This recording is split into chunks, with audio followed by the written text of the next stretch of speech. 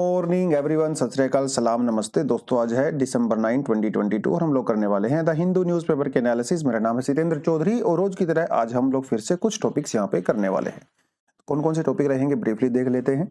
तो एनजेसी वाला टॉपिक तो हम लोग काफी ज्यादा कर चुके हैं, तो इसको हम ज्यादा डिटेल में जाएंगे नहीं। तो हल्का सा एक 2 लाइन का टॉपिक है, इसको कवर करके निकल जाएंगे पतली गली से। और फिर एक टॉपिक होने वाला है ओसीआई कार्ड। तो बिल्कुल ब्रांड न्यू टॉपिक है, अभी तक हम लोगों ने इसके बारे में बात नहीं किया है। हालांकि लक्ष्मीकांत में काफी अच्छे से डिटेल दिया गया है। तो ये न्यूज में क्यों है, क्या ये पूरा मामला होता है, आपको बताऊंगा।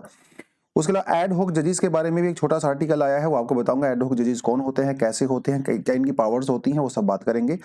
उसके अलावा भैया केजरीवाल जी की जो पार्टी है आम आदमी पार्टी, उसको नेशनल पार्टी रिकॉग्नाइज कर लिया गया है। तो नेशनल पार्टी रिकॉग्नाइज करने के लिए पीछे कौन कौन से क्राइटेरियाज होते हैं उनके बारे में बात करेंगे। और अगर किसी पार्टी को नेशनल पार्टी डिक्लेयर कर दिया जाता है, उसको क्या बेनिफिट्स मिलते हैं, इसके बारे में भी बात करेंगे। उसके अलावा रेमिटेंस एक बहुत इंपॉर्टेंट टॉपिक होता है इंडिया की इकोनॉमी के पर्सपेक्टिव से। तो कैसे कैसे चेंज हुए हैं, रेमिटेंस होता क्या है, इंडिया का यहाँ पे क्या डेवलपमेंट होती है, वो सब बात हम यहाँ पे करने वाले हैं। उसके अलावा wild life protection act bill जो अभी पास हुआ है राज्यसभा में, उसके बारे में भी बात करेंगे। आज एडिटोरियल नहीं है, आज 2 एडिटोरियल आए थे, दोनों ही एडिटोरियल काफी पॉलिटिकल थे। तो गुजरात में इलेक्शन हुए और हिमाचल में इलेक्शन हुए हैं, उसको लेकर हिमाचल में कांग्रेस की गवर्नमेंट आ गई है पावर में, और गुजरात में जो है वो बीजेपी की पार्टी दोबारा से पावर में आ गई है। तो इसके बारे में था, तो इसलिए पॉलिटिकल है, मैंने ज्यादा इसको इंक्लूड किया नहीं है। और वैसे भी आज बहुत सारी न्यूज़ पॉलिटिकल है, क्योंकि 2 इतने बड़े बड़े स्टेट्स में, खासकर गुजरात में इलेक्शंस का रिजल्ट आया भैया। तो और एमसीडी जो दिल्ली में आपकी गवर्नमेंट ने बनाया है माहौल, तो उसको लेके बहुत सारा न्यूज़ है। तो पॉलिटिकल न्यूज़ थोड़ी ज़्यादा है आज पेपर में, तो थोड़ा मेहनत लगा सुबह सुबह मुझे डिस्कवर करने में, सर्च करने में कि कौन सा टॉपिक आपके लिए लेके आया जाए। खैर, ये 2 क्वेश्चंस हम लोगों ने पूछे थे आपसे कल वाले एमसीक्यूज में। मोस्टली बच्चों ने बहुत सही आंसर दिया है, क्योंकि क्वेश्चंस बहुत ज्यादा टफ थे नहीं। बट एनीवेज भैया, जो हाई कोर्ट के रिटायर्ड जज होते हैं, ठीक है, जब वो रिटायर हो जाते हैं तो क्या नहीं कर सकते हैं, दैट वाज द क्वेश्चन। तो वो जिस हाई कोर्ट में रिटायर हुए हैं उस हाई कोर्ट में प्रैक्टिस नहीं कर सकते, ठीक है। दूसरे किसी कोर्ट में आप आराम से जाके प्रैक्टिस कर सकते हैं, सुप्रीम कोर्ट में कर सकते हो, किसी और हाई कोर्ट में जाके आराम से आप प्रैक्टिस कर सकते हैं। उसके अलावा जो रिट पिटीशंस होती हैं, हाई कोर्ट और सुप्रीम कोर्ट, हाई कोर्ट की जो रिट पिटीशन होती हैं वो अंडर आर्टिकल 226 होती हैं, और जो सुप्रीम कोर्ट की रिट पिटीशंस होती हैं वो अंडर आर्टिकल 332 होती हैं। तो बेसिकली हाई कोर्ट की रिट पिटीशन की पावर सुप्रीम कोर्ट से ज्यादा होती है। कौन कौन से मामले में? फंडामेंटल राइट्स के मामले में और स्टे मैटर्स के मामले में। अगर कोई हाई कोर्ट में अपील करता है तो हाई कोर्ट उसको स्टे ऑर्डर दे सकता है। दैट पावर जो होती है, वो power that is also actually high court वाली ज्यादा होती है सुप्रीम कोर्ट के कंपैरिजन में। ठीक, छोटा सा टॉपिक है। इसका रीजन क्या है? देखिए, वैसे इसका हिस्टोरिकल रीजन है, कन्वेक्शन है। क्योंकि आप ये देखिए ना, जब ब्रिटिशर्स इंडिया में हुआ करते थे तो कलकत्ता, मुंबई, चेन्नई, मतलब मद्रास और दिल्ली, हमारे पास ये हाई कोर्ट हुआ करते थे। सुप्रीम कोर्ट बाद में बना। ये जो प्रेसिडेंसीज हुआ करती थी, यहाँ पे हाई कोर्ट्स पहले थे, तो उनके पास ना ऑलरेडी पावर्स हुआ करती थी। बाद में जब सुप्रीम कोर्ट का एस्टेब्लिश किया गया तो सुप्रीम कोर्ट को ऑफ कोर्स पावर मिली है, लेकिन एज अ कन्वेंशन जो है वहां पे ऑलरेडी हाई कोर्ट की पावर ज्यादा चल रही है। तो ऐसा कोई रूल नहीं है, it is just a convention type. चलिए जी, collegium system is the law until centre brings new legislation, तो सुप्रीम कोर्ट ने कहा है। भाई देखिए, ऐसा है कि चारों तरफ से सुप्रीम कोर्ट के ऊपर अटैक हो रहे हैं कोलेजियम को लेके। पहले तो हमारे मिनिस्टर लोग ही बोलते थे, मेंबर ऑफ पार्लियामेंट वाले ही बोल रहे थे, और हमारे लॉ मिनिस्टर ही सुबह शाम उठते बैठते गालियां दे रहे थे कोलेजियम सिस्टम को। अभी हमारे वाइस प्रेसिडेंट भी आ गए हैं भैया ग्राउंड में, वो उन्होंने भी 3-4 बार बोल दिया है अलग अलग मीटिंग्स में, एनजेसी हो, ये हो गया, सुप्रीम कोर्ट की पावर पार्लियामेंट की पावर सुप्रीम होती है, सुप्रीम कोर्ट को ऐसा नहीं करना चाहिए था। तो सुप्रीम कोर्ट को भी थोड़ा सा गुस्सा यहाँ पे आया है। सुप्रीम कोर्ट ने खास कहा है कि भाई, जब इतने बड़े लोग सवाल उठाते हैं किसी एक वेल एस्टेब्लिश्ड प्रोसीजर के ऊपर, तो जनता के मन में एक नेगेटिव मैसेज आता है, जुडिशरी के ऊपर जनता का विश्वास कम होता है, तो ये नहीं करना चाहिए। बात ऐसी है, देखिए, कोर्ट ये कह रहा है कि भाई किसी ने पार्लियामेंट को रोका नहीं है, आपका मन करे तो आप नया बिल लेके आइए, तो आपका अधिकार है, राइट। एनजेसी नहीं है ना अभी, आप उसके बारे में काहे, जब सांप निकल गया तो उसकी लकीर को पीट के पीछे क्या फायदा है? आपका अगर मूड कर रहा है तो आप नया बिल लेके आइए, क्या दिक्कत है? पार्लियामेंट का पावर सुप्रीम होता है, इसमें कोई डाउट नहीं है, अब लाइए, हम आपको मना नहीं कर रहे हैं। हाँ, वो बात अलग है कि अगर आप कोई भी बिल लेके आते हो, एक्ट पास करते हो, तो उसकी स्क्रूटिनी सुप्रीम कोर्ट करता है, और ये पावर सुप्रीम कोर्ट को कॉन्स्टिट्यूशन ने दिया हुआ है कि नहीं। अब मामला यहां पे ये बनता है, उन्होंने ये कहा कि भाई जब पार्लियामेंट कोई एक्ट पास करता है तो कोर्ट से एक्सपेक्ट किया जाता है कि उसको विदहोल्ड करे, मतलब उसको पास करे, मतलब उसको स्क्रूटिनी करके उसको बोले हाँ भैया ये ठीक है इंप्लीमेंट के लिए। तो जब कोर्ट कुछ करता है तो ये सरकार की भी जिम्मेदारी बनती है कि उसका पालन करे। तो जब ये दोनों साइड से चलता है, और कॉन्स्टिट्यूशन ने जुडिशियल रिव्यू की पावर दिया हुआ है ना कोर्ट को, तो आप अपना काम करिए, हम अपना काम करेंगे, ऐसे ही काम चलेगा। ठीक है, तो ये इन्होंने कुछ कुछ बातें यहाँ पे बोली हैं, और भी इन्होंने कई चीजें कही हैं। That we have to follow the collegium system no matter what people would speak of the collegium rightly, because अभी हमारे पास यही सिस्टम। यार वही बात है ना, जब एनजेसी चला गया तब उसके बारे में रो पीट के कोई फायदा नहीं है, आप नया कानून लेके आइए, क्योंकि हर इंसान अगर अपने हिसाब से कानून फॉलो करने लगेगा तो ब्रेकडाउन हो जाएगा सोसाइटी का। अल्टीमेटली हमारे पास कुछ रिजिड सोल्यूशन होना चाहिए ना, जैसे इस समय हमारे पास कोलेजियम सिस्टम है, उसको ही फॉलो करके काम होगा। तो सरकार को ये गाली गलौज करने की बजाय, ब्लेम गेम खेलने की बजाय, इट्स बेटर कि आप कुछ लेके आइए पार्लियामेंट में। कोर्ट को अगर लगेगा कि हाँ भैया चीज बहुत बढ़िया है तो ठीक है, उसको हम लोग पास कर देंगे, नहीं तो नहीं। तो हम लोग कॉन्स्टिट्यूशन के हिसाब से चलते हैं, आप भी कॉन्स्टिट्यूशन के हिसाब से चलिए, तभी मिल बैठ के काम होगा। अदरवाइज गाली गलौज करके भैया आज तक ना तो किसी का भला हुआ है, नहीं होगा, है ना। एनजेसी के बारे में कुछ पॉइंट मैंने आपको ऑलरेडी, पुरानी स्लाइड्स हैं, कोई नया स्लाइड नहीं है। एनजेसी इसको कोलेजियम सिस्टम को रिप्लेस करने के लिए लेके आए थे हम लोग, और जो कोलेजियम में सिस्टम होता है तो एक कमीशन बनाया गया था। ये कमीशन क्या करते, ये जो जजेस के ट्रांसफर होती है, अपॉइंटमेंट होती है, वो सब करने वाले थे कह रहा हूं मैं, ये पास्ट सेंटेंस की बात हो रही है क्योंकि फिलहाल ये एग्जिस्ट नहीं करता है।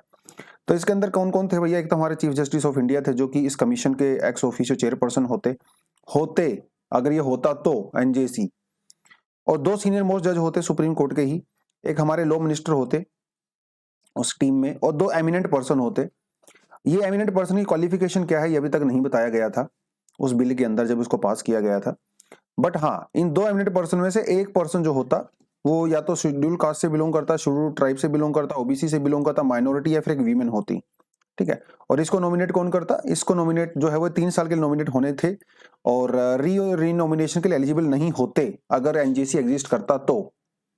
ठीक है, और ये कौन इनको अपॉइंट करता, एमिनेंट पर्सन को chief justice of India, prime minister of India और लीडर ऑफ अपोजिशन या लार्जेस्ट पॉलिटिकल पार्टी। अब सारा खेल एक्चुअली यहीं पे फंस गया था, एमिनेंट पर्सन, क्योंकि सीधी सी बात है, ये जो दो एमिनेंट पर्सन होंगे और साथ में हमारे जो लॉ मिनिस्टर होंगे भाई, वो तो गवर्नमेंट के बारे में बात करेंगे, वो तो गवर्नमेंट की फेवर में बात करेंगे मोस्ट ऑफ द टाइम। अब इधर से हमारे सुप्रीम कोर्ट के हमारे मतलब सीजेआई हो गए और दो सुप्रीम कोर्ट के जज हो गए, 3 लोग ये हो गए, 3 लोग ये हो गए, टोटल हो गए 6 लोग एनजेसी कमीशन के अंदर। अब प्रोविजन ये भी है, अगर 2 लोग मना कर देते हैं किसी जज को अपॉइंट करने के लिए तो उस जज का नाम फॉरवर्ड नहीं किया जाएगा। अब भैया इन 3 लोगों में से सोचने की बात है, तो 2 लोग तो, तीनों लोग गवर्नमेंट के हैं, तो हो सकता है इस केस में हर नाम के ऊपर जो सुप्रीम कोर्ट के जजेस फॉरवर्ड करते, गवर्नमेंट वाले उसको बोलते नहीं, वीटो कर सकते थे, तो वीटो पावर दिया गया था, और इन सारी चीजों की वजह से इसको एक्सेप्ट नहीं किया गया और से अनकॉन्स्टिट्यूशनल डिक्लेयर कर दिया गया। ठीक है जी, चलिए।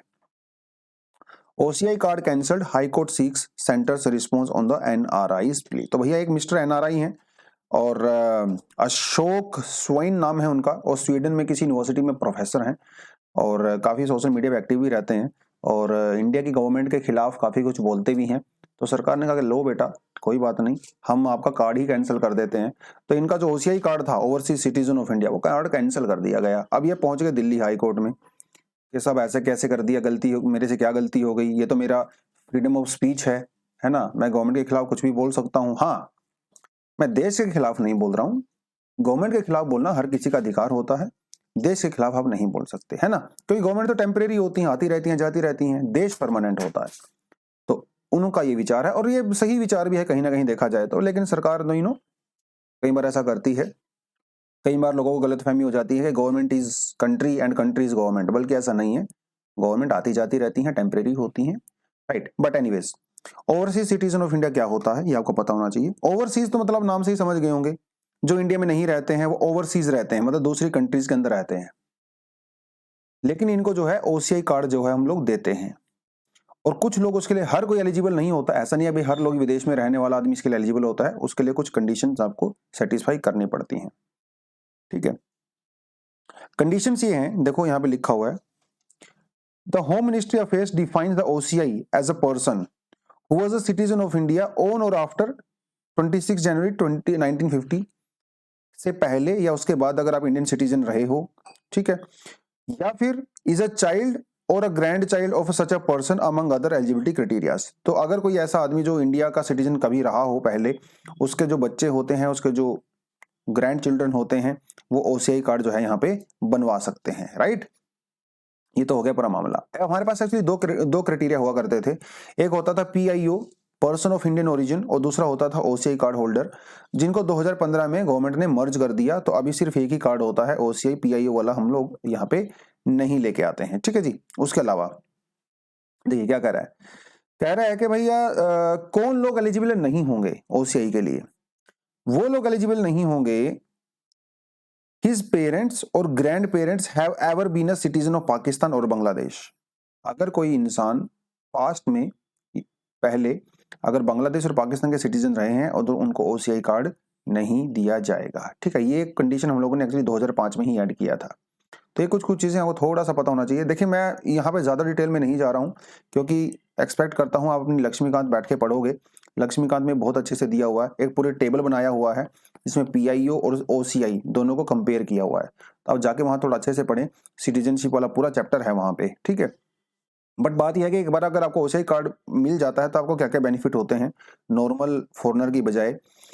तो एक तो बड़ा बेनिफिट ये होता है भाई, अगर आप 5 साल से अगर आप ओसीआई होल्डर हो और अगर आप 5 साल से इंडिया में रह रहे हो तो आप इंडियन सिटीजनशिप के लिए अप्लाई कर सकते हो, राइट। एक तो बड़ी बात है, जैसे अक्षय कुमार ने अभी कर रखा है। अक्षय कुमार बीच में कैनेडियन सिटीजनशिप ले लिया था उसने, बट वो उसके पास ओसीआई कार्ड था, तो अभी because he is living in India for more than 5 years after taking citizenship of Canada, तो उसने अब इंडियन सिटीजनशिप के लिए अप्लाई किया है, तो कभी भी उनको दोबारा से दिया जा सकता है। तो ये उस तरह से होगा। आप पैन कार्ड बनवा सकते हो भैया, आप नॉन फार्म प्रॉपर्टी खरीद सकते हो, कोई बिजनेस के पर्पज के लिए कोई दुकान खरीदनी है, कुछ बिजनेस सेटअप करना है, एग्रीकल्चर लैंड आप नहीं खरीद पाओगे, ठीक है। तो ये कुछ कुछ बेनिफिट आपको डेफिनेटली होते हैं। And when we talk about constitution, तो हमारे आर्टिकल 5 से लेकर 11 के बीच में सिटीजनशिप से उससे डील किया जाता है। लेकिन बहुत ज्यादा रूल्स रेगुलेशंस नहीं दिए गए हैं कॉन्स्टिट्यूशन के अंदर। बेसिकली कॉन्स्टिट्यूशन ने पार्लियामेंट को एम्पावर कर दिया गया है कि पार्लियामेंट टाइम टू टाइम ऐसे कानून बना सकती है अबाउट आवर सिटीजनशिप, और पार्लियामेंट ने बनाए भी हैं। सिटीजनशिप एक्ट 1955 में सबसे पहले बनाया था हम लोगों ने, उसके बाद इसको कई बार अमेंडमेंट किया गया है, और अभी जो अमेंडमेंट हुआ था वो 2015 के अंदर हुआ था। तो ये थोड़ा लक्ष्मीकांत वाला टॉपिक है, करंट अफेयर के पर्सपेक्टिव से, तो मैंने जस्ट ऐसे ही ऐड कर दिया था, बट थोड़ा सा पढ़ लेना डिटेल में जाके वहां पे, ओके। चलिए बच्चों, प्रोसेस टू अपॉइंट एड होक जजेस must be less cumbersome. Cumbersome मतलब होता है कॉम्प्लेक्स, ठीक है, इसमें प्रॉब्लम ज्यादा आती हैं, वो कम्बरसम होता है। तो भैया सुप्रीम कोर्ट ने कहा है कि भाई जो एड होक जजेस को अपॉइंट करने की जो प्रोसेस है वो साफ सुथरी होनी चाहिए, सीधी सादी होनी चाहिए। देखिए क्या है ना कि कोर्ट्स के अंदर जो है बहुत सारे जजेस की वैकेंसी रहती है। अब सुप्रीम कोर्ट में वैकेंसी है मान लो, ठीक है, कोई बेंच बनानी है, मान लो कोई 5 जज की बेंच बनानी है, लेकिन हमारे पास सिर्फ 3 ही जज अवेलेबल हैं, तो कोरम मेंटेन करना है उस बेंच का। तो उस कोरम को मेंटेन करने के लिए हम लोग कभी कभी क्या करते हैं, टेम्परेरी बेसिस पे हाई कोर्ट के किसी जज को सुप्रीम कोर्ट के अंदर अपॉइंट कर देते हैं। उन्हें कहता है एड होक जजेस। एड होक मतलब टेम्परेरी, जब तक नए जज नहीं आते सुप्रीम कोर्ट में तब तक वो एज अ सुप्रीम कोर्ट जज ही काम करते हैं, राइट। तो आर्टिकल 127 कहता है कि when a quorum of permanent जज is required to hold continuous Supreme Court session, chief justice of India, देखिए chief justice of India can appoint a जज of high court. High court के किसी जज को सुप्रीम कोर्ट के CGI जो हैं वो एड होक जज अपॉइंट कर सकते हैं for a limited period of time, जब तक परमानेंट जज नहीं आते हैं तब तक। ये कैसे किया जाता है, जिस हाई कोर्ट से उन जज को बुलाया जाता है वहां के चीफ जस्टिस के साथ पूरी तरह से कंसल्ट किया जाता है, और इस सारी प्रोसीजर के लिए प्रेसिडेंट की प्रायर अप्रूवल आपको चाहिए होती है। लेकिन ऐसा नहीं है आप किसी भी जज को जो है एड होक जज बनाओगे, नहीं भैया। उसी जज को एडहॉक जज बनाया जा सकता है जो एक्चुअली में क्वालिफाइड होता है सुप्रीम कोर्ट के जज बनने के लिए। तो एक बार अगर आपको एडहॉक जज बना दिया जाता है तो आपकी सबसे पहली और सबसे इंपॉर्टेंट ड्यूटी होती है सुप्रीम कोर्ट की रिस्पॉन्सिबिलिटी को फुलफिल करना। उसके बाद जाके अपनी पर्सनल जो ड्यूटी है आप वो करिए, कोई दिक्कत नहीं है। हाँ, जब तक आप सुप्रीम कोर्ट के जज रहते हो एडहॉक टेम्परेरी बेसिस पे, आपकी पूरी अथॉरिटी, आपकी सारी पावर्स, आपकी सारी सैलरी वगैरह बेनिफिट जितने भी होते हैं सब सुप्रीम कोर्ट के जज के हिसाब से होते हैं। हाँ, एक बार आप जब वापस से हाई कोर्ट में आ जाते हो तो आपकी पावर अथॉरिटी वगैरह सब चेंज हो जाती है, राइट। और इस समय हमारे सुप्रीम कोर्ट के अंदर 34 जजेस हैं। इनिशियली आफ्टर इंडिपेंडेंस 8 हुआ करते थे 1950 में, अभी बढ़ा के 34 कर दिया है। जैसे जैसे देश की पॉपुलेशन बढ़ी, केस बढ़ने लगे, तो हम लोगों ने जजेस की संख्या भी बढ़ा दिया। ठीक है जी, चलो। तो जनवरी से हम लोग अपना फाउंडेशन कोर्स लॉन्च कर रहे हैं। अगर आपको किसी को ज्वाइन करने में इंटरेस्टेड हो तो टीम बहुत मेहनत करती है, बहुत काम करती है। आप हमारी वेबसाइट पे जाके विजिट कर सकते हो, नीचे डिस्क्रिप्शन में भी लिंक दिया हुआ है, वहां पे भी क्लिक करके पूरी फाउंडेशन कोर्स की जानकारी ले सकते हो। बाइलिंगुअल क्लासेस होती हैं, क्लास में इंग्लिश हिंदी दोनों ही चलती है। बहुत बढ़िया आपको रिटन कंटेंट प्रोवाइड करवाया जाता है क्लास में भी, और आपको पीडीएफ में भी कंटेंट प्रोवाइड कराया जाता है, टेस्ट सीरीज वगैरह सब दिया जाता है। तो अगर आप इंटरेस्टेड हैं तो डेफिनेटली आइए और बेनिफिट उठाइए। ठीक है जी, चलो।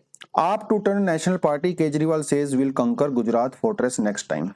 ठीक है, हर किसी की कोशिश होती है, पहली कोशिश में कोई कामयाब नहीं होता। आप बीजेपी को देख लीजिए, 1980s में जब जनसंघ बना था और फिर बीजेपी बाद में, उनके पूरे देश में 2-3 ही सीट हुआ करती थी, और आज देखिए सबसे लार्जेस्ट पार्टी है। तो भैया ऐसा ही है, लड़ते रहिए लड़ते रहिए। तो आपने भी एज बहुत छोटी पार्टी शुरू किया था दिल्ली से, और अभी फाइनली दिल्ली नेशनल पार्टी बन गई है। और नेशनल पार्टी बनने के पीछे कुछ कारण होते हैं, ऐसे भी किसी ऐरी गैरी पार्टी को आप नेशनल पार्टी नहीं बना सकते। तो there are some conditions actually, और ये कंडीशन जो है election symbol reservation of allotment order 1968 के तहत इलेक्शन कमीशन करता है। बट तो कुछ कंडीशन सेटिस्फाई करनी पड़ती हैं। कौन कौन सी कंडीशन है देखिए, a 6% vote share in last assembly polls in each of the any 4 states, as well as 4 seats in the Lok Sabha, or 2% of all Lok Sabha seats in the last such elections, with member of parliaments elected from at least 3 states, recognition as a state party in at least 4 states। अगर 4 से ज्यादा state में अगर आप as a state party declare कर दिए गए हो तो आपको नेशनल पार्टी डिक्लेयर कर दिया जाता है। और अगर 3 स्टेट्स के अंदर आपके मेंबर ऑफ पार्लियामेंट इलेक्ट होते हैं पिछले जनरल इलेक्शन में, तब भी आपको नेशनल पार्टी डिक्लेयर किया जा सकता है। और पिछले इलेक्शन में, जनरल इलेक्शन में, लोकसभा के इलेक्शन में अगर आपको 2% सीटें मिली हैं तब भी आपको नेशनल पार्टी डिक्लेयर किया जा सकता है। ठीक है, और पिछले अगर असेंबली इलेक्शंस होते हैं अगर 4 स्टेट्स में, जैसे अभी गुजरात में हुए या हिमाचल में हुए, तो अगर वहां पे 6% से ज्यादा वोट आप ले लेते हो तो आपको नेशनल पार्टी डिक्लेयर कर दिया जाता है। तो इन कंडीशन में से कोई कंडीशन सेटिस्फाई, मैं ये नहीं कह, देखिए सारी कंडीशन एकदम सेटिस्फाई नहीं होनी चाहिए, कोई भी इनमें से कंडीशन सेटिस्फाई हो आपको नेशनल पार्टी डिक्लेयर कर दिया जाता है। तो इसमें जैसे पंजाब हो गया, गुजरात हो गया, हिमाचल, दिल्ली, तो है ना। तो इसीलिए 4 स्टेट के अंदर इनकी सीटें आ गई हैं, तो it is declared as a national party by election commission. ऐसे ही स्टेट पार्टी का क्राइटेरिया भी होता है हमारे पास। ठीक है, आप ये क्लियरली यहाँ पे स्टेट पार्टी का क्राइटेरिया पढ़ सकते हो। ये मैं आपको नहीं करवाने वाला हूं क्योंकि that is not the news actually, but benefit बहुत होते हैं। आपको नेशनल पार्टी अगर डिक्लेयर कर दिया जाता है तो ये बेनिफिट होता है कि भैया आपको एक डेडिकेटेड सिंबल, रिजर्व्ड सिंबल दिया जाता है, जैसे झाड़ू है। ठीक है, अभी ये झाड़ू का निशान आप पार्टी को जो दिया गया है वो उसको पूरे देश में यूज कर सकती है क्योंकि वो अभी नेशनल पार्टी हो गई है। उसको हर स्टेट के इलेक्शन के लिए अलग अलग से सिंबल नहीं लेने पड़ेंगे। ऐसे ही स्टेट पार्टी के लिए भी होता है। तो स्टेट पार्टी किसी को डिक्लेयर करते जाता है, पूरे स्टेट के अंदर एक ही सिंबल यूज होता है, और ये बहुत इंपॉर्टेंट चीज होती है एक्चुअली सिंबल, क्योंकि सिंबल से आपकी पार्टी की पहचान होती है। तो तमिलनाडु में, गुजरात में, हिमाचल में कहीं पे भी इलेक्शन होगा तो अभी झाड़ू का निशान आप यूज कर सकते हो। जैसे कमल का निशान यूज करती है बीजेपी, जैसे हाथ का उनका जो सिंबल होता है ना, because they are national parties. ये बेनिफिट होता है। एक बेनिफिट थोड़ा सा ये भी होता है कि जो आप पार्टी ऑफिस वगैरह के लिए लैंड लेते हो आपको उस पर सब्सिडी मिलता है, सस्ती जमीन आपको मिल जाती है। उसके अलावा इलेक्टोरल जो रोल्स होती हैं, जो लिस्ट होती है इलेक्शन कमीशन की, जिसमें वोटर आईडी वगैरह, वोट उनके नाम वगैरह होते हैं, वो आपको फ्री ऑफ कॉस्ट दे दिया जाता है। दूरदर्शन वगैरह में आपको जो फ्री टाइम, एयर टाइम दिया जाता है अगर आप नेशनल पार्टी या स्टेट पार्टी होते हो। तो these are some of the benefits उनको मिलते हैं जो अभी आम आदमी पार्टी को मिलने वाले हैं। ठीक है जी, चलिए। The sustained growth in remittance, पहले तो आपको ये पता होना चाहिए रेमिटेंस होता क्या है। देखिए, जो नॉर्मल डेफिनेशन होती है रेमिटेंस की, वो होती है money sent by one party to another. Party मतलब पर्सन, पर्सन भी कह सकते हो ना। जब एक आदमी दूसरे आदमी को पैसा भेजता है भैया, मनी रोकड़ा भेजता है, तो उसे हम लोग रेमिटेंस कहते हैं। बट लेटर ऑन इसका मीनिंग थोड़ा सा चेंज हो गया है। आजकल रेमिटेंस किसको बोलते हैं? अगर कोई आदमी विदेशों में अगर काम कर रहा है और वो इंडिया में अपनी फैमिली को पैसा भेजता है, तो उसे रेमिटेंस कहते हैं। इंडिया से बहुत सारे लोग विदेशों में काम करते हैं, गल्फ कंट्रीज में काम करते हैं, यूके, यूएसए, ऑस्ट्रेलिया, सिंगापुर, है ना। तो वो लोग अपनी फैमिली को यहाँ पे पैसा भेजते हैं, इसे कहते हैं remittance. With 20% of India's emigrants in the US and UK, the structural shift हो गया है। देखिए, पहले क्या होता था, इंडिया से नॉन स्किल्ड वर्कर्स काम करने के लिए गल्फ कंट्री में जाया करते थे, जो यूजुअली कंस्ट्रक्शन एक्टिविटी के अंदर, या फिर वहां पे जो जो ऑयल माइनिंग वगैरह होती है, ऑयल ड्रिलिंग वगैरह होती है, वहां पे काम किया करते थे। लेकिन पिछले कुछ सालों में इंडिया में क्योंकि एजुकेशन का लेवल बढ़ा है, टेक्निकल एक्सपर्टीज बढ़ी है, इंजीनियरिंग के कोर्सेज वगैरह इंप्रूव हुए हैं, तो अब ये हमारे जो लोग हैं इंडिया से, वो USA, UK, Singapore, Japan, south Korea, वहां पे ज्यादा जाने लगे हैं, सर्विस बेस्ड, राइट। उसके अलावा देखिए क्या कहता है, वर्ल्ड बैंक ने एक रिपोर्ट इशू की है। उन्होंने कहा है कि भैया 2023 के अंदर वर्ल्ड ओवर 2% जो है वो रेमिटेंस डिक्लाइन होगा। ठीक है, अब वो तो उनकी अपनी रिपोर्ट है। खैर, साउथ एशिया की अगर बात करें तो यहाँ पे रेमिटेंस जो है it is expected to fall from 3.5 to 0.7 in 2023। तो यहाँ पे भी फॉल होने वाला है साउथ एशिया में। तो of course India, Nepal, Bangladesh, Pakistan, Sri Lanka भी, तो ये काफी ज्यादा रेमिटेंस के ऊपर डिपेंड करते हैं। लेकिन अगर इंडिया का सिनेरियो देखो मेजरली, तो लार्जेस्ट जो रेमिटेंस इंडिया में आता है वो आता है गल्फ कॉरपोरेशन काउंसिल कंट्री से, यूएई, बहरीन, सऊदी, ओमान, कतार, कुवैत वगैरह यहाँ से आता है। और फिर आपका यूएसए और यूके से आता है सबसे ज्यादा, राइट। पूरी दुनिया में जो सबसे ज्यादा रेमिटेंस रिसीव किया जाता है, सबसे ज्यादा इंडिया के द्वारा रिसीव किया जाता है $100 बिलियन। तो पूरी दुनिया में एक्चुअली 700 से लेके 800 बिलियन डॉलर के लगभग हर साल रेमिटेंस होता है, जिसमें से 100 बिलियन तो भाई इंडिया का ही है कि नहीं। उसके अलावा मैक्सिको है दूसरे नंबर पे, तीसरे पे चाइना है, देन फिलीपींस, देन इजिप्ट, और दूसरी कंट्रीज यहाँ पे आती हैं, राइट। तो पिछले मतलब कोविड के समय में आप देखो 2020, 2021 और 2022, अगर आप कोविड को भी देखो ना, उस समय में भी रेमिटेंस इंक्रीज हुआ है। कोविड के टाइम में भी बड़ा इंटरेस्टिंग सा रीजन है, देखिए क्या कहता है। क्योंकि देखो, तो कोविड एक तो 2021 में और अभी 2022 में क्या हुआ ना, इकोनॉमी ओपन हो गई है, मोस्टली इकोनॉमीज ओपन हो गई, एक्टिविटी स्टार्ट हो गई हैं, जिसकी वजह से वहां पे दोबारा से माहौल बना है, लोगों के पास जॉब्स आई हैं, सैलरी बढ़ी है, और इमिग्रेशन भी वगैरह वो सब बढ़ा है। दूसरी बात ये हुई कि जब कोविड चल रहा था तो इंडिया में हालत काफी खराब थी। इंडिया की सिर्फ बात नहीं कर रहे हैं हम लोग यहाँ पे, बस हर कंट्री की बात कर रहे हैं जहाँ पे रेमिटेंस आता है, क्योंकि वहां पे जॉब चली गई थी, इकोनॉमी बंद हो गई थी, पॉवर्टी इंक्रीज हो गई थी। तो जो माइग्रेंट्स हैं, जो कि मान लो सऊदी में रहते हैं, यूएसए में रहते हो, तो उन्होंने अपनी फैमिली की हेल्प किया, जितना पहले करते थे उससे ज्यादा हेल्प करने की जिम्मेदारी समझी, तो उन्होंने काफी ज्यादा रेमिटेंस भेजा है अपनी फैमिली को, राइट। और भी क्या हुआ, अभी अभी जैसे कोविड के बाद, पेंडेमिक के बाद रिकवरी फेज में चल रही हैं ये सब कंट्रीज, तो वहां पे लोगों की सैलरी वगैरह भी इंक्रीज हुई है। उसके अलावा यूएसए वगैरह में, यूके वगैरह में, यूरोप में बहुत ज्यादा स्टिमुलस भी दिया गया था लोगों को, उनको पैसा दिया गया था, कैश ट्रांसफर किया गया था, जिससे भी काफी बेनिफिट मिला है, ताकि एम्प्लॉयमेंट को सपोर्ट मिल सके। इंडिया का भी कुछ अगर खास बात करें, इंडिया में भी ट्रेंड नजर आ रहा है जो चेंज हो रहा है। पहले हम लोग ज्यादातर गल्फ कॉरपोरेशन काउंसिल के ऊपर जो है डिपेंडेंट हुआ करते थे, राइट। लेकिन अभी इनका शेयर कम हो गया है, क्योंकि यहाँ पे अनस्किल्ड वर्कर्स जाया करते थे। तो इनका शेयर पहले 54% था, अभी वो घट के 28% रह गया है।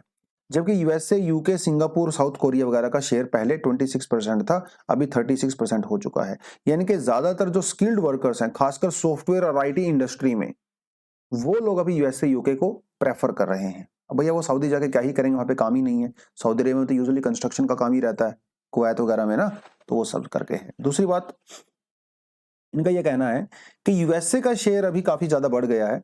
इवन यूएसए ने सऊदी अरेबिया को सरपास कर लिया है इंडिया का टॉप रेमिटेंस कंट्री बनने के लिए। 23% शेयर जो है यूएसए का होता है, ठीक है। उसके अलावा क्या हुआ, रेमिटेंस इंडिया में क्यों बढ़ा? क्योंकि डॉलर के स्ट्रोंग हो गया था रुपी के कंपैरिजन में, तो उसका बेनिफिट भी मिला। क्योंकि भैया जो जो बाहर गए होते हैं लोग, काम करते हैं बाहर जाके, वो तो डॉलर में पैसा कमाते हैं ना, तो डॉलर स्ट्रोंग हुआ तो हमारा रेमिटेंस भी स्ट्रोंग हुआ। ये भी यहाँ पे बहुत बड़ी बात है। दूसरी बात, इंडियंस को क्या बेनिफिट मिलता है? ये बेनिफिट मिलता है कि इंडिया वाले मोस्टली आईटी सेक्टर में हैं, टेक्नोलॉजी सेक्टर में हैं, और पेंडेमिक के दौरान ये सभी लोग वर्क फ्रॉम होम करने लगे, तो इनको काफी बेनिफिट हुआ। तो जॉब लॉस नहीं हुआ, बहुत कम हुआ। और जब इकोनॉमी ओपन होने लगी तो वेज इंक्रीज हो गए, सैलरी इंक्रीज हो गई, फिस्कल स्टिमुलस दिया गया, कैश ट्रांसफर वगैरह दिया गया। तो इंडिया वालों ने बहुत मौज किया है पेंडेमिक में, जो यूएसए, यूके में रह रहे थे। हाँ, अभी जॉब जा रही हैं लोगों की, क्योंकि उतना डिमांड मार्केट में नहीं रहा है, राइट। बट लेटर ऑन अगर ओवरऑल बात करें तो इंडिया वाले अभी भी काफी बेटर पोजीशन में है। ये पूरा रेमिटेंस वाला आपका एंगल बनता है। उसके अलावा अपने पास एक और जो टॉपिक है, Rajya Sabha clears wild life bill that promises better protection. तो मैं ऐसे कुछ खास इसमें बड़ी बात है नहीं। तो अभी क्योंकि लोकसभा के अंदर क्या ना, वो मॉनसून सेशन में ही पास हो गया था ये बिल, राज्यसभा में पास नहीं हुआ था, तो राज्यसभा में अभी कर दिया गया है। तो हमारा जो वाइल्ड लाइफ प्रोटेक्शन एक्ट है 1972, उसके अंदर कुछ अमेंडमेंट किया गया है, जिसमें कुछ स्पीसीज के ऊपर ज्यादा फोकस किया गया है, जैसे एलिफेंट्स के ऊपर। एलिफेंट्स को और ज्यादा प्रोटेक्शन यहाँ पे प्रोवाइड करवाना है, उनके जो कॉरिडोर्स वगैरह होते हैं उसको मैनेज करना है। सिर्फ इतना ही नहीं, जो लोकल कम्युनिटीज हैं जो जंगलों के ऊपर डिपेंड करती हैं, लाइक हमारे ट्राइबल कम्युनिटीज, उनका भी थोड़ा यहाँ पे ध्यान ज्यादा रखा गया है अभी नए वाले एक्ट में, कि वहां पे जो वाटर बॉडीज वगैरह होती हैं वो वहां का पानी यूज कर सकती हैं, इरिगेशन के लिए नहीं, लेकिन कुछ ड्रिंकिंग पर्पस वगैरह के लिए यूज कर सकती हैं। ग्रेजिंग राइट्स उनको थोड़े से ज्यादा यहाँ पे दिए गए हैं। उनके जो मवेशी होते हैं, लाइव स्टॉक होती है, उनको थोड़ा वहां पे मूवमेंट वगैरह करवा सकते हैं। तो बेसिकली वाइल्ड लाइफ और जो लोकल कम्युनिटीज के कंसर्न को यहाँ पे ध्यान में रखा गया है नए अमेंडमेंट के तहत। ये थोड़ा आपको पता होना चाहिए। तो वाइल्ड लाइफ प्रोटेक्शन को लेकर हमारे कॉन्स्टिट्यूशन के अंदर कई सारे प्रोविजंस हैं, आप क्लियरली देख सकते हो। 42nd अमेंडमेंट एक्ट जो 1976 में पास किया गया था, उसमें इमरजेंसी का दौर था वो, तो उसमें हम लोगों ने क्या किया था, forest and protection wild life animals and birds, पहले ये स्टेट लिस्ट के अंदर हुआ करते थे, इसको कंकरेंट लिस्ट में डाल दिया गया, ठीक है। तो सेंटर के पास भी कंट्रोल चला गया इनको प्रोटेक्ट करने के लिए। उसके अलावा भैया हमारे पास फंडामेंटल ड्यूटी होती है हमारी 51AG, जो कहती है कि हर इंडियन सिटीजन की ड्यूटी है कि वो नेचुरल एनवायरनमेंट को, हमारे फॉरेस्ट को और वाइल्ड लाइफ को प्रोटेक्ट करे। दूसरा हमारे पास डीपीएसपी भी होता है 48A, जो स्टेट को, यानी कि सेंटर और स्टेट दोनों गवर्नमेंट को अधिकार देता है और इनको बोलता है, इंस्ट्रक्शंस देता है, गाइडलाइंस देता है, that they need to protect and improve the environment and safeguard our forest wildlife of the country. तो ये कुछ हमारे पास कॉन्स्टिट्यूशनल प्रोविजंस होते हैं। एग्जाम के लिए आपने क्या करना है, जो वाइल्ड लाइफ प्रोटेक्शन एक्ट है हमारा 1972, इसके अंदर 6 शेड्यूल हैं, दे आर 6 शेड्यूल्स, ठीक है। तो इनको पढ़ें, 6 शेड्यूल्स को पूछ लेता है एग्जाम में कई बार वो क्वेश्चंस, ठीक है। अलग अलग शेड्यूल के अंदर कुछ एनिमल्स को भी याद कर सकते हो, खासकर जो क्रिटिकली एंडेंजर्ड होते हैं, आप उनके नाम तो याद कर ही सकते हो कम से कम, कौन से शेड्यूल के अंदर कौन से हैं, ठीक है। इंपॉर्टेंट पॉइंट रहेगा आपके लिए। चलिए जी, लास्ट जो टॉपिक आता है, कहता है भैया what will India offer during its presidency of G20। यार G20 हम लोग ने इतना कर लिया ना, मुझे ऐसा लगता है कि कभी मुझे मोदी जी का फोन आने वाला है, वो बोलेंगे बेटा देखो तुमने वो इतना ज्यादा G20 करवा दिया है, तो आप इंडिया को रिप्रेजेंट करिए, हमारे शेरपा बन जाइए। इतना ज्यादा हम लोगों ने इस टॉपिक को कर लिया है। तो G20 में क्या रहता है, there are 20 countries and some observer countries also, of course, जैसे स्पेन है, परमानेंट ऑब्जर्वर है, परमानेंट इनवाइटी भी है। तो हर साल एक एक कंट्री को प्रेसिडेंसी मिलती है, ठीक है। जैसे पहले इंडोनेशिया के पास थी, अभी भैया इंडिया के पास आ गई है, ठीक है। इस तरह से चलता है वो। क्या खास बात है, ठीक है, G20 की प्रेसिडेंसी मिलने की क्या खास बात है? पहले G20 इतना इंपॉर्टेंट नहीं हुआ करता था बेसिकली, ठीक है। तो शुरुआत में G20 बेसिकली जो फोरम बनाया गया था, मतलब इसकी शुरुआत एक्चुअली 1999 में पहली मीटिंग हुआ था, लेकिन उससे पहले जो G20 का फोरम था वो फाइनेंस मिनिस्टर्स के द्वारा बनाया गया था। मतलब ओनली सिर्फ इकोनॉमी के फोकस करने के लिए बनाया गया था। G20 फोरम जो है वो 1999 में एस्टेब्लिश हुआ था only by the finance ministers of Canada, France, Germany, Italy, Japan, UK and USA. और पहली मीटिंग जो है वो वॉशिंगटन में हुई थी। उसके बाद 1978 में 9 में south eastern Asian economic crisis आया था। उसके बाद जो है इसके हम लोगों ने इसको एक्सपेंड कर दिया, ठीक है। पहले सिर्फ फाइनेंस के लिए हुआ करता था, बाद में इसमें हम लोगों ने trade, climate change, development, health, agriculture, energy, environment वो सब जोड़ दिया। और हर साल जो है कि कंट्री को ये दिया जाता है। और बेसिकली जो है G20 की जो मीटिंग है वो साल भर होती रहती है और इसका कोई परमानेंट सेक्रेटेरिएट नहीं है, किसी पर्टिकुलर सिटी में सिटी सेटअप नहीं है। और ट्रोएका, ट्रोएका को पता ही है, पिछले साल जिस कंट्री को प्रेसिडेंसी थी वो लास्ट ईयर वाली, प्रेजेंट ईयर वाली जैसे इंडिया, और नेक्स्ट ईयर जिसके पास होगी जैसे ब्राजील के पास होने वाली है नेक्स्ट, ये तीनों कंट्री मिलकर ट्रोएका बनाती हैं। ये एग्जाम में आपसे डेफिनेटली प्रीलिम्स में पूछ सकता है, ये थोड़ा बहुत आपको यहाँ पे पता होना चाहिए। तो जिस कंट्री के पास प्रेसिडेंसी होती है वो करता क्या है, वो सब्मिट को ऑफ कोर्स हेल्ड करता ही करता है, उसके साथ थीम भी डिसाइड करता है कि भैया हम कौन कौन से मुद्दों के ऊपर चर्चा करेंगे। तो इंडिया जिन मुद्दों के ऊपर चर्चा करने वाला है उसमें वसुधैव कुटुंबकम यानी कि one earth, one family, one future, ये हमारा बेसिक मेन मुद्दा रहने वाला है। उसके अलावा लाइफस्टाइल फॉर एनवायरनमेंट जो अभी मोदी जी ने जो है वो लॉन्च किया था गुजरात से, ठीक है, उसके बारे में बात करेंगे। उसके अलावा भैया रशिया यूक्रेन जो क्राइसिस है ऑफ कोर्स उसके बारे में हम लोग बात करने वाले हैं। यूरोपियन यूनियन और रशिया की वजह से जो क्रूड ऑयल वगैरह के प्राइसेस वगैरह बढ़ रहे हैं भैया, उसके बारे में भी हम लोग बात करेंगे। तो these are some of the things जो हम लोग डिस्कस करने वाले हैं, ठीक है। बाकी क्या रहता है, G20 को बेसिकली दो ग्रुप में डिसाइड किया जाता है। एक होता है फाइनेंशियल ग्रुप जो सिर्फ पैसे की बात करते हैं, और दूसरा होता है शेरपा ट्रैक जिसमें रिप्रेजेंटेटिव्स होते हैं उस पर्टिकुलर कंट्री के। तो ये फाइनेंस वाले तो फाइनेंस की काम करेंगे, जिसमें फाइनेंस मिनिस्टर्स वगैरह होते हैं, आरबीआई के गवर्नर्स वगैरह रहते हैं, वो सब रहेंगे। शेरपा जो है वो लोग होते हैं जो कि नेगोशिएशन का काम करते हैं अलग अलग मुद्दों पे, ठीक है। वो चाहे आपका एग्रीकल्चर हो, चाहे आपका ट्रेड हो, क्लाइमेट चेंज हो, वो शेरपा बोलते हैं उसको। तो ये दो दो चीजें होती हैं। उसके अलावा यूएन, IMF, OECD, ये सब कंट्री भी यहाँ पे पार्टिसिपेट करती हैं एज अ ऑब्जर्वर कंट्री। तो these are some of the details about G20। बहुत डिस्कस कर चुके हम लोग इसके बारे में, अभी तो आप मास्टर हो गए होंगे, राइट। चलिए, तो आज के लिए इतना ही था। एडिटोरियल आज हम लोग नहीं करने वाले हैं क्योंकि दोनों एडिटोरियल काफी पॉलिटिकल टाइप के थे, अवॉइड ही करेंगे उसको। उसके अलावा कुछ करना है आपको पढ़ सकते हो, कोई खास दमदार चीज मुझे लगी नहीं, बट स्टिल ठीक है। मौलाना आजाद फेलोशिप भैया जो माइनॉरिटीज के लिए थी, सरकार ने उसको भी डिसकंटिन्यू करने का मूड बनाया है। सरकार का कहना है कि ऑलरेडी हमारे पास इतनी सारी स्कीम्स हैं तो फालतू खर्चा करके क्या फायदा है, ठीक है। बट जो PhD के स्टूडेंट्स वगैरह होते हैं, रिसर्चर्स होते हैं, फेलोशिप करते हैं, उनको ये सब दिया जा रहा था। 738 करोड़ के आसपास जो है डिस्ट्रीब्यूट हुआ था लास्ट ईयर, और 6722 कैंडिडेट्स को ये मिला था जो माइनॉरिटीज होते हैं। मुझे नहीं लगता इसको डिसकंटिन्यू किया जाना चाहिए था, बट एनीवेज सरकार का डिसीजन है तो हम कुछ नहीं कर सकते फिलहाल। So that is the whole thing दोस्तों। आई होप आपको अच्छा लगा होगा। अच्छा लगा तो वीडियो को लाइक तो करते ही हो खैर आप, और आप जो है कमेंट सेक्शन में अपनी अटेंडेंस भी दे सकते हो। तो that is all for the day. Thank you, good night, sorry good night नहीं, ऑल द बेस्ट, जय हिंद।